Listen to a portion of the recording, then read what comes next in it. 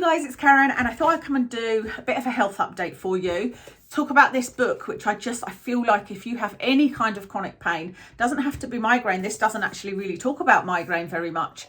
It's more like back pain, neck pain, any kind of chronic illness or pain. I think you should read this book. It's really, really insightful, especially if, like me, you have tried everything. You know, I feel like I am very near the end of the road for trying to find a solution for these migraines, because all conventional treatments have failed me, you know, and this is it just gives you another tool, and makes you feel like you're more in control. And if you, again, like me, emotionally, I was kind of at the end of my tether, like, what do I do now? You know, because like, do I just need to somehow accept that this is my life? Because I'm not ready to accept that this is my life. I've got so many other things I want to do, and I'm not ready to accept it. But it doesn't seem like there's much else for me other than medications that have horrific side effects. And anyway, so I read this, and this is based on neuroplasticity, which I've mentioned to you guys before. And I'm also using an app called Curable, which is also really, really good. And I think that I have seen a difference. I think I am seeing a difference. As the book will tell you, and as if you read about neuroplasticity or use the various forms of it, whether it's an app or whatever, you will read that it's not an overnight miracle cure. This is something that can take, I mean, it can work in a few weeks, but it can take 6 weeks or more. And it's an ongoing thing, you know, for you to get, like, the more you do it, the more you get on top of things. But where do I begin with updating you? Because I've had an update from the GP, and then there's been another kind of setback to that. And do you remember I was going to take the triple Adjuvie injection? That was my next and kind of last attempt at trying these CGRP injections. Let's try this triple Adjuvie and see if that works. And I did that. I think 2 weeks ago. But before that, before the injections arrived, I had a week of, I think I had 3 sticker days and 2 mild days, and then 2 moderate days. That is just a miracle in itself for me, because if you look at my migraine diary, it's normally like severe, severe, severe, with a couple of moderate days and maybe 1 or 2 sticker days in a month. And so that was just amazing. But of course, myself and my family and friends and that were like, it's great, but why? You know, what is it that you're doing that's made a difference? And I had made some small changes, and I don't know whether it's any of these. So I'll tell you all the changes that I'd made, but one of them was I was in the middle of making sure I was practicing this neuroplasticity exercises.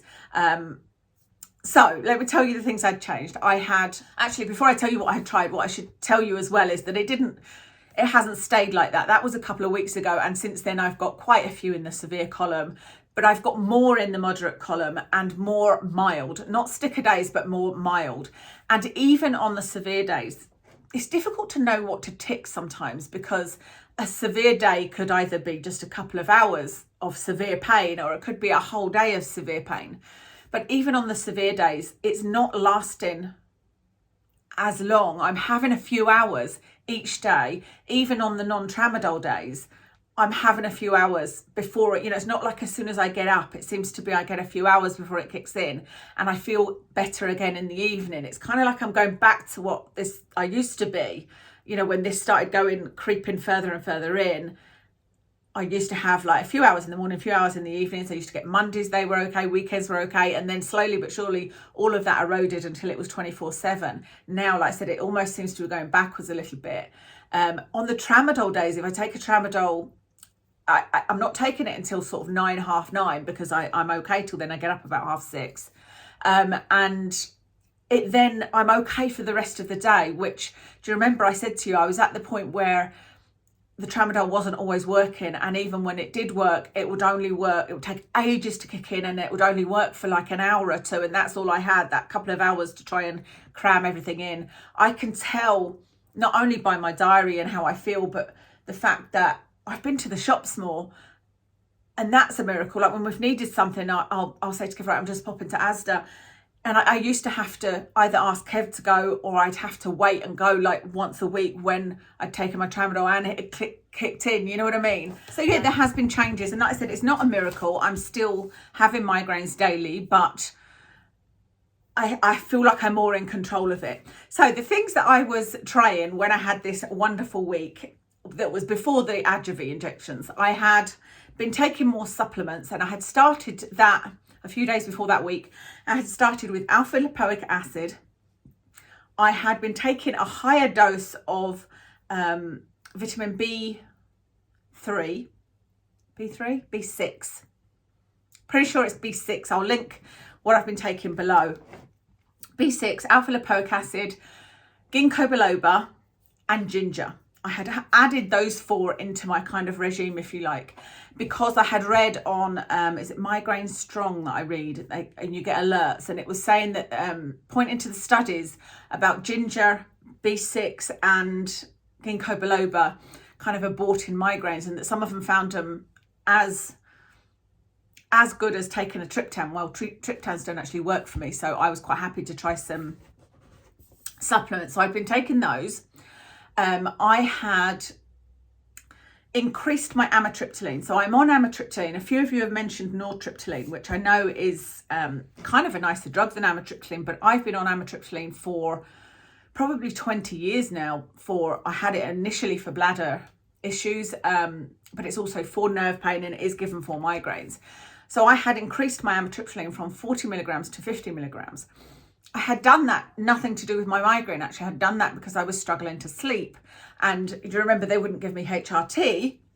That may be changing as it happens. Throwing myself now, what was I talking about? Amitriptyline, yeah. But what she suggested was increasing my amitriptyline. So I had increased my amitriptyline to 50 milligrams, which has been amazing for sleep.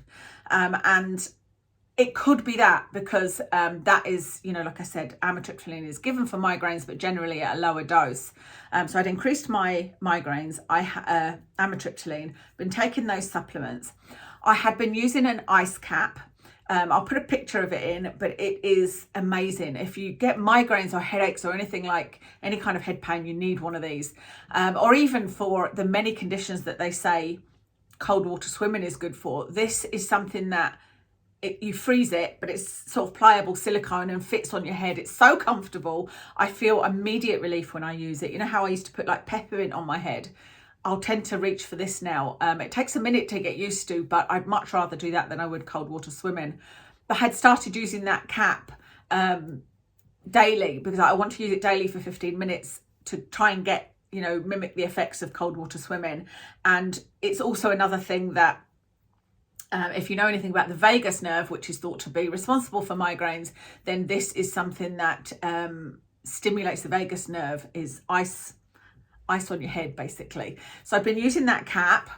There was quite a few things that I had been doing. I had stopped drinking Diet Coke and Diet Pepsi.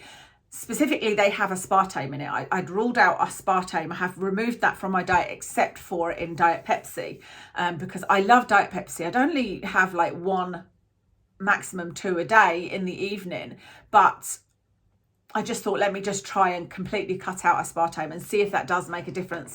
I had done it before and it hadn't made a difference, but I thought, let me try again.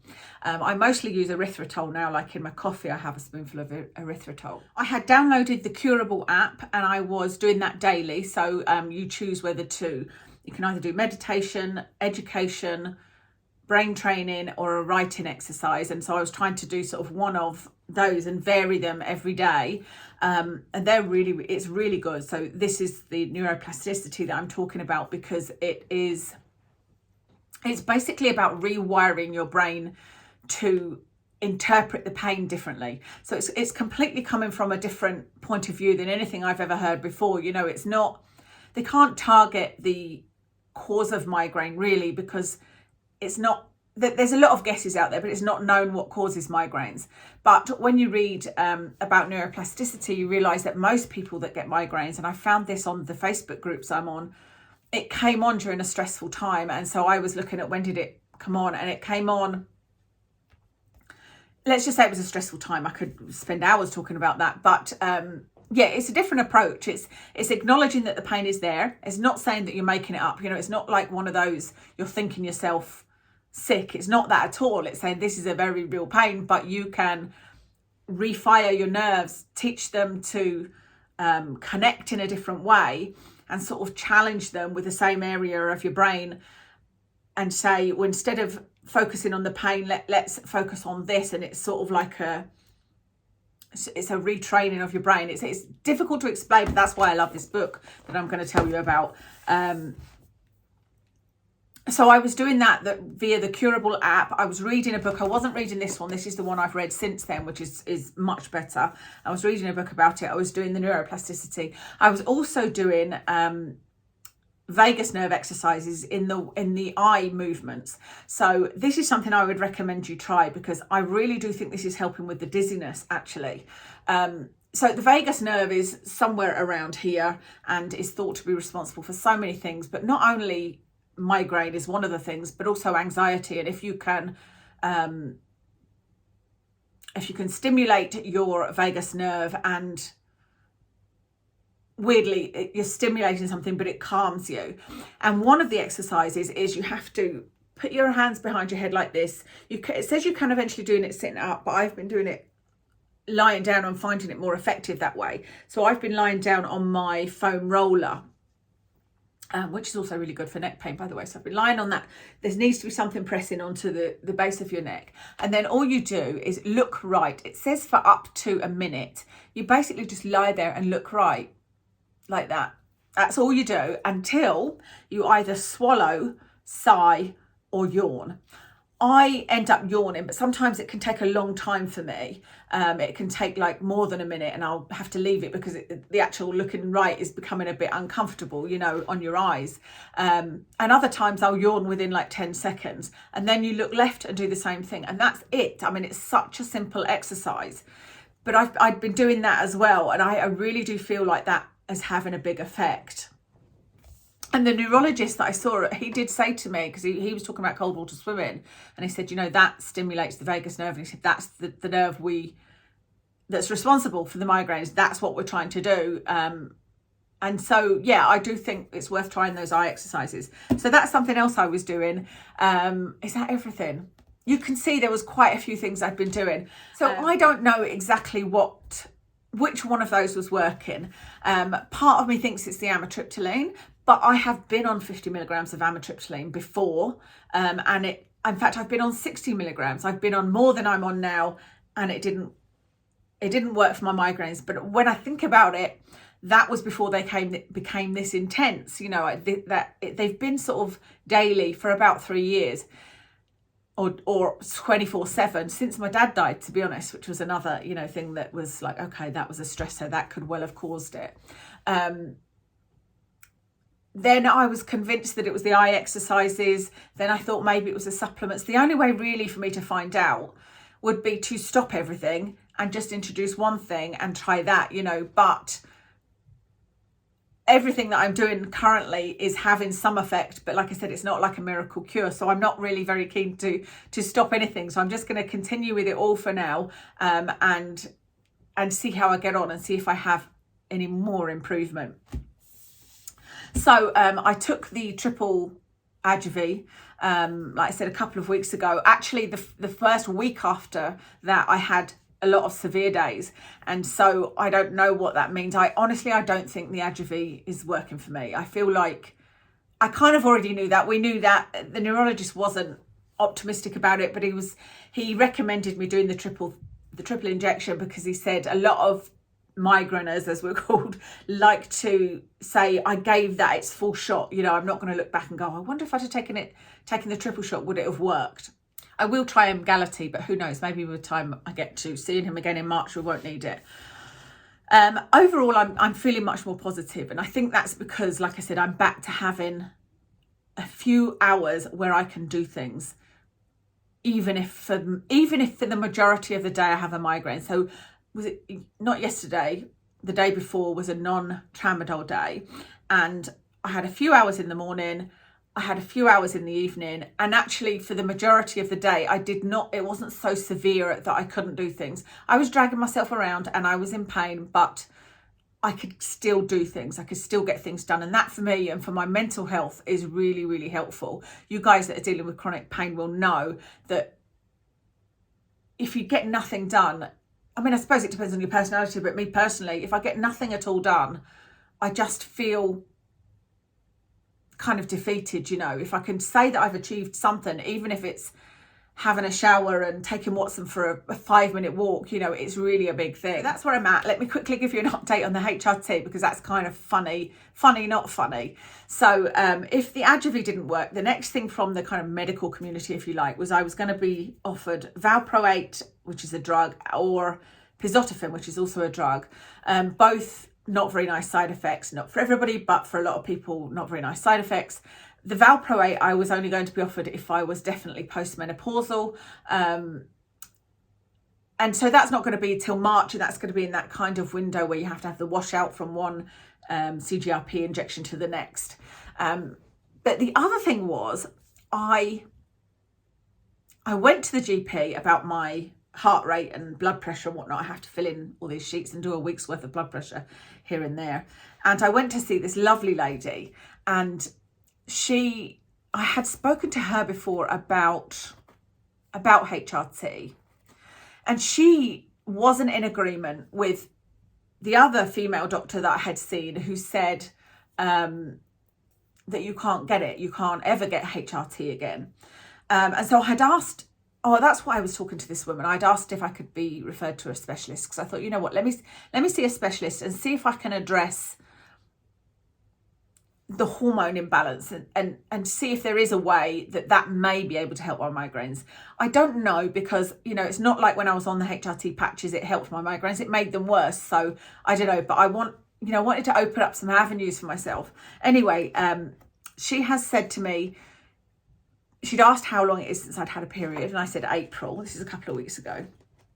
So she said, well, you should be able to go on to what's continuous HRT. So I was on before was cyclical. So you would take 3 weeks of estrogen and then, or 2 weeks of estrogen and then 2 weeks of estrogen combined with progesterone. She said you should be able to go on continuous, which means the same amount of hormones every day. And it made sense what she was saying. She was saying that should actually help your migraines, because the problem with hormonal based migraines, which actually the neurologist said he thinks that the fact that at 45 years, that's where the vestibular aspect came in for me, and that's when it started to get worse. It's likely that the base cause is hormones.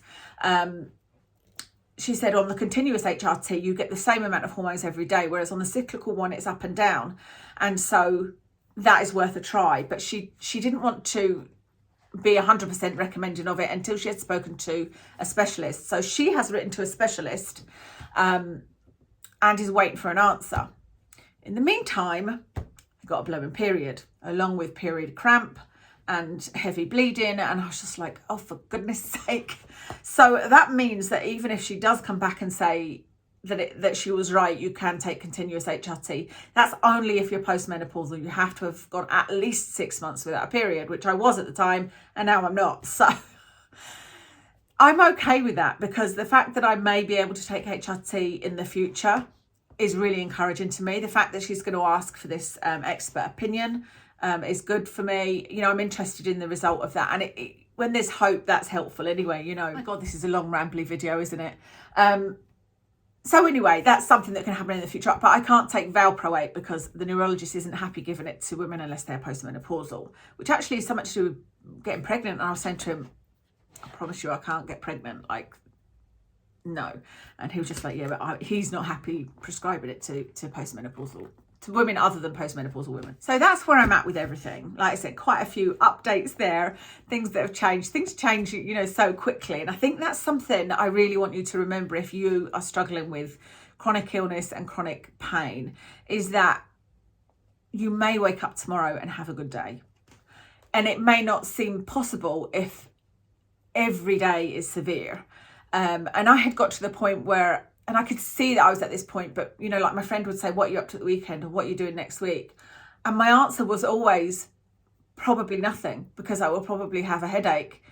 You know, I'll probably have a migraine and I'll probably feel awful. And so I'll probably just be sleeping, where you sort of get to the point where you expect it and you're like, why would why would tomorrow be a good day? Because every day for the last, for me, 3 years has been awful. And so, you know, but it can happen. It can definitely happen. But this book, I honestly feel like everybody that has any chronic illness or chronic pain should read this. It's called The Way Out. It's by Alan Gordon. Read you what it says about it. Frustrated by ineffective treatment for his own debilitating pain, psychotherapist Alan Gordon developed the pain reprocessing therapy, a simple yet highly effective approach that has revolutionised neuroscience. Now he makes this method widely accessible to anyone struggling with chronic pain. I've read so many books, and there are some other good books, but this one is just easy to read. You know, it explains everything in a way that's understandable, and it's not a complicated process, you know. Like I said, it's basically, it's a mixture of neuroscience and psychotherapy, because your brain being reprogrammed is neuroscience, but it takes perhaps a bit of psychotherapy to get it there, you know, to talk to your brain and to understand why your brain's acting the way it is and to understand how it all works. And it's just really good, and I would highly recommend you get this. You can get it in Kindle format. I like my books in actual book format most of the time. I've got a lot of Kindle books, but I'm really going back to enjoying actually having a physical book in my hand, you know. But yeah, I would highly recommend this book. Okay, so I have rambled enough. I hope you found this video interesting. I hope that you'll read this book, put it on your wish list, buy it with Christmas money, and hopefully try the eye exercises and let me know how you get on. Let me know if you do any other vagus nerve exercises, because there are things like the ice cap is helpful. I'll make sure I link that for you as well. Oh, it's such a relief if you've got any head pain. It's really, really good. Yeah, that's everything. I hope that you enjoyed this. Thank you very much for watching. I'll speak to you again soon.